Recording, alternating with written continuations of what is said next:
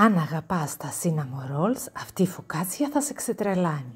Αφράτη και καραμελωμένη, με άρωμα κανέλας και κάρδαμου να πλημμυρίζουν την κουζίνα, αλλά με τη γοητεία της φωκάτσιας. Μια λιχουδιά που δεν γίνεται να της αντισταθείς. Ξεκινάς ρίχνοντας στον μπολ σου το χλιαρό γάλα.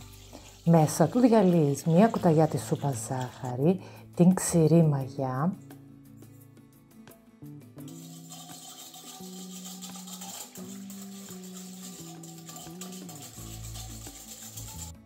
προσθέτεις και 2 κουταλιές από το αλεύρι και αφήνεις τώρα το μείγμα σου για 10 λεπτάκια να ενεργοποιηθεί η μαγιά.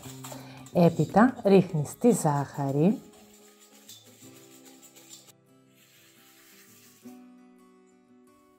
το αυγό, τα ενσωματώνεις στο μείγμα,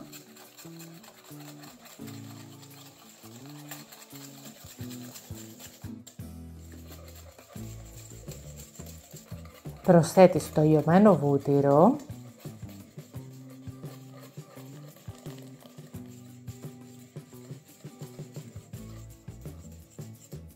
στο αλεύρι ρίχνεις το αλάτι και το κάρδαμο, τα ανακατεύεις και τα ρίχνεις σταδιακά στο μείγμα των υγρών υλικών.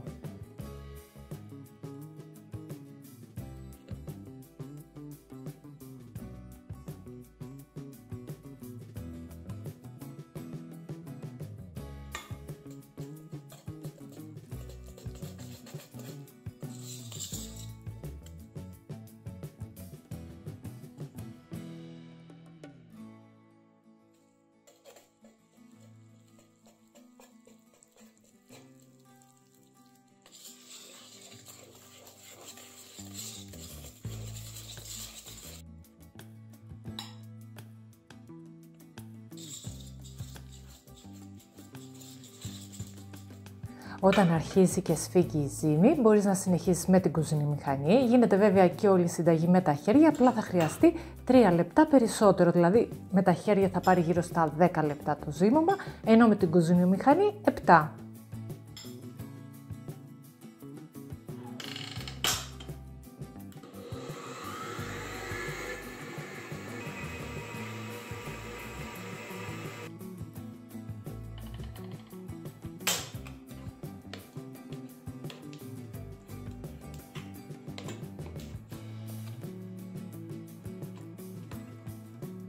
Και αφού περάσει αυτή η ώρα, λαδώνεις το μπολ σου και μεταφέρεις τη ζύμη σε αυτό.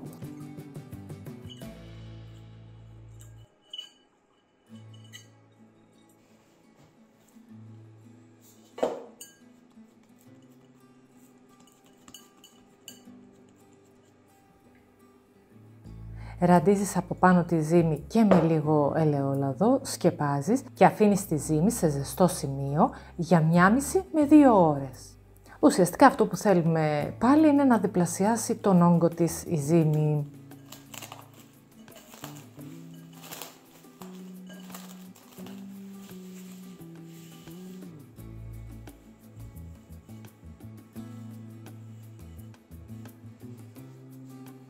Ωστόσο, σε ένα κατσαρολάκι ρίχνουμε το βούτυρο,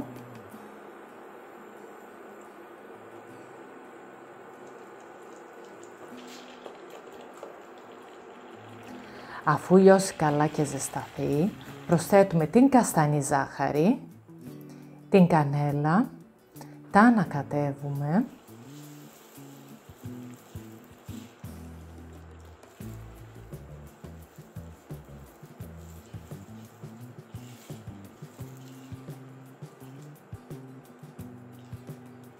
και αφού βράσει το μείγμα το βγάζουμε από την εστία και το αφήνουμε να κρυώσει.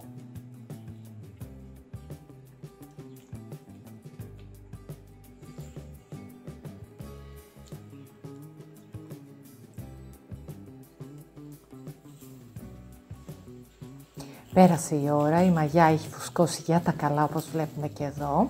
Την ανοίγουμε, τη μεταφέρουμε σε ένα πυρέξ με αντικολλητικό χαρτί, όπως είναι τη ρίχνουμε, την απλώνουμε σε αυτό και πιέζουμε με τα δάχτυλά μας να κάνει βαθουλώματα. Θέλουμε να καλύψει την επιφάνεια του σκεύους.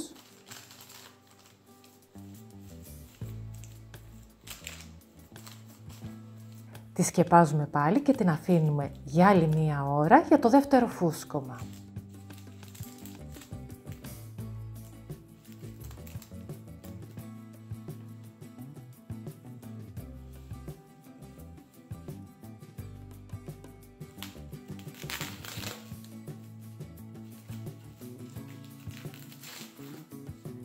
Τώρα με τον ίδιο τρόπο κάνουμε με τα δάχτυλά μας πάλι βαθουλώματα στη ζύμη.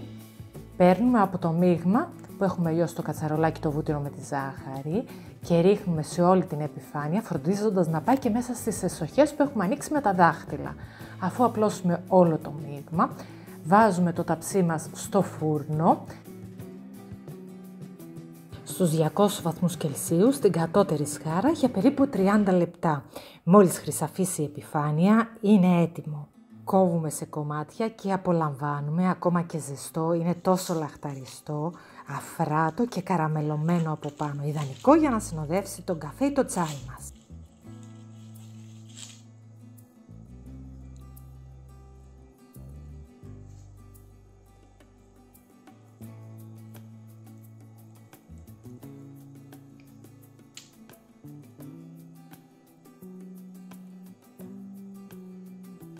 Γλυκιά φωκάτσια φτιάχνω πρώτη φορά, αλλά νομίζω λέω, ότι βάζει κάτω και την αλμερή, την οποία γνωρίζουμε όλοι. Είναι απίθανη, καραμελωμένη απ' έξω, τόσο αφράτη από μέσα. Είναι πραγματικά εθιστική, το κάτι άλλο. Νομίζω ότι θα γίνει η νέα μου συνήθεια. Όπως είδατε, δεν έχει ούτε τεχνική ούτε τίποτα, μόνο χρόνο χρειάζεται για να φουσκώσει το ζυμάρι. Κατά τα άλλα είναι φανταστική, βγάζει αρκετά κομμάτια, είναι πολύ ωραίο και για να την προσφέρουμε αλλά και για να την έχουμε στο σπίτι σαν γλυκάκι φυσικά. Εκπληκτική θα έλεγα, και τα αρώματα όλα αυτά, τα γλυκάκι, η καραμέλα από πάνω της ζάχαρης είναι το κάτι άλλο. Δοκιμάστε, είδετε, είναι πάρα πολύ απλή στην παρασκευή της. Αναλυτικά τα υλικά σας τα έχω από κάτω στο κουτί της περιγραφής. Εκεί σας έχω και το link αν θέλετε να δείτε και τη συνταγή αναλυτικά, την εκτέλεσή της και όλα. Αν σας άρεσε το βίντεο, μην ξεχάσετε να κάνετε like σε αυτό, να μου αφήσετε το σχόλιο σας, μια καρτούλα για να καταλάβω αν σας αρέσει. Φυσικά, να ακολουθείτε το πάξι για να μην χάνετε καμία νέα συνταγή και εμείς θα τα πούμε σε μια επόμενη. Μέχρι τότε, να περνάτε καλά και να τρώτε καλύτερα.